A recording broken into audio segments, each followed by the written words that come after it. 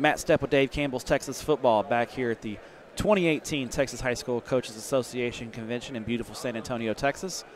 Here with the head coach of the San Marcos Rattlers, Coach Mark Soto. Coach, thanks for taking a few minutes to chat with us. No problem. Thanks for having me. Now, Coach, you are dressed appropriately for the event. You are on the THSCA Board of Directors. And I know you've been in a lot of meetings, so we appreciate you taking a few minutes to chat with us. No problem. But let's talk about the convention. There's been some changes this year to the schedule, and I think talking to coaches for the most part, it's been a positive change. It seems like there's a lot more coaches here. The numbers seem to be good. I can't confirm that because I'm just going off the eyeball test. But talk about overall numbers and what the board of directors kind of the thought process in making the change to schedule. You know, it's been well received, and the numbers are up. And from what we're guesstimating right now, it's going to be the best convention we've ever had. It's Coach Rutledge's last convention, so that's pretty fitting that the number of people have shown up to be at this convention. You know, there's a couple wrinkles here and there that we got to figure out, and those questions will be answered, you know, in the off season, getting ready for preparation for Houston next year. So we're really excited. We're excited to have all these coaches here and being able to share with so many vendors. I think we have over 750 vendors. The talks have been awesome. I was in a strength and conditioning talk with Bruce Webb, there was over 260 people. We had to turn away over 220 people. They couldn't get into the room. So I think coaches are learning here. I think coaches are getting certified with our new CCP training, which is huge. We're the only state in the nation that has certified training for tackling and safety and concussions and those type of things. So we're really excited with the way the association is moving and just trying to be proactive and make sure that everybody in this nation understands that Texas coaches are the best around. I know one thing. Usually the early morning lectures usually not quite as well attended, but I heard the 9 o'clock meeting with Chad Morris at Arkansas was packed. Well, Chad Morris is a hometown boy. He is. They come in to see him.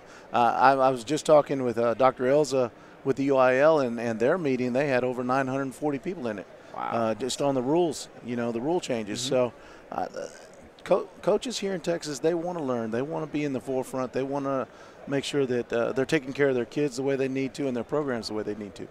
All right, Coach, let's talk about your ball club specifically. Great. Tremendous 2017 season. You guys broke through, got a playoff win, district championship. I know a lot of excitement around the Rattlers heading into 2018. UIL realignment came. You guys are in a new district. A lot of excitement about that. I know the challenge is going to be tough, but it seems like you guys are ready for that challenge. Let's talk about looking ahead to 2018 and what your message has been to your kids this offseason. Well, 2017, that district was pretty tough. You got your Austin Bowies in there, and then in the playoffs we met up with Westwood and Spring Westfield. That'll get you ready. I think it's time for us to grow up, and I think it's time for us to go, back into 6A with the Judsons and the Smithson Valleys and see where we line up. I saw a quote on Twitter the other day. It said, "The line doesn't leave the Serengeti." Well, we're going to jump in the middle of the Serengeti and see what happens. I mean, it's just time to grow up for the Rattlers. It's time for our community to get behind us like they have in the past, and for our kids to just look across the field and understand that they belong on that field. One thing that people don't talk about is for a long time, San Marcos didn't have a home stadium. They played games at Bobcat, and Bobcat's a nice stadium. But how big was it for the community and the taxpayers of San Marcos Consolidated ISD to get their own facility? And you guys have a facility that your kids can call your own. How big was that? That facility's top of the line, and our community did a great job. We've got $32 million that went towards that on a bond. We built an indoor facility. We built a 8,000 seat stadium. It's one of the best in Texas. We feel one of the best in the nation when you put the whole complex together. Everything's turfed in our district. It's kept kids out there. It's kept kids on the field. It's kept kids in the weight room, in the indoor playing instead of, it's too hot to be out here. So I think that's the biggest thing. It's given us a central location to be proud of. Playing at Texas State was great, and they were great to us, but it was kind of like Big Brother syndrome. Yeah. They were ready for the little brother to kind of get out on its own, and after 31 years, it was time. It's a gathering place on Friday nights. The Friday night lights in San Marcos are like none other. Crowds come, they're loud, they stay late, and it's a good time for our kids, and the kids really feel the love. They really feel the pride in the community. There's a misconception about indoors. Everybody sees these indoor facilities and think they're just for football. They're not. Baseball can get in there, softball can get in there, soccer can get in there, your marching band can get in there and march as well. It's an all-purpose. Truly, those are all-purpose facilities, aren't they? I don't know why more people don't build them. I mean, our band's probably in there right now practicing because it's hot outside. We even have nets where the golf team can go in there and hit inside the nets. We have some track lanes in ours. We have all the lines for football, baseball, softball. So, yeah, in the spring you can see 4 different sports practicing in there if it's rained. And it's just a great place for our kids to gather.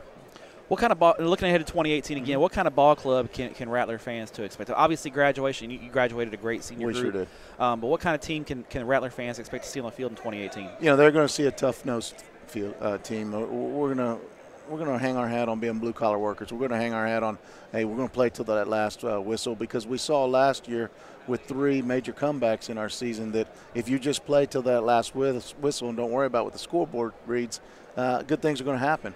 So we're going to run to the ball on defense like we normally do. Offense, we're going to pick and choose where we can go with a lot of RPO game, and just make sure our kids believe in themselves every time they step out on that field. All right, Coach. Final question for you here. It's from the Dick's Sporting Goods Wheel of Questions. We're going to have you spin it. Whatever question it lands on, you got to answer it truthfully and honestly. Like all of them. Yes, sir. What we got? All right, Coach. This is a barbecue sauce question. No problem. I got the answer. All right. Are you a guy who believes barbecue sauce is an essential – and I kind of know – I think I know the answer because it's part of the state you're from. Okay. Barbecue sauce, is it an essential addition to barbecue, or does it just cover up mediocre meat? Barbecue sauce is essential in my mind because I like Hayes County barbecue sauce from Hayes County. Just a plug right there. No, hey, it's the best barbecue sauce in Texas. So when I cover a game in San Marcos, is that where I need to go pregame? You need to go there. It's Hayes County barbecue.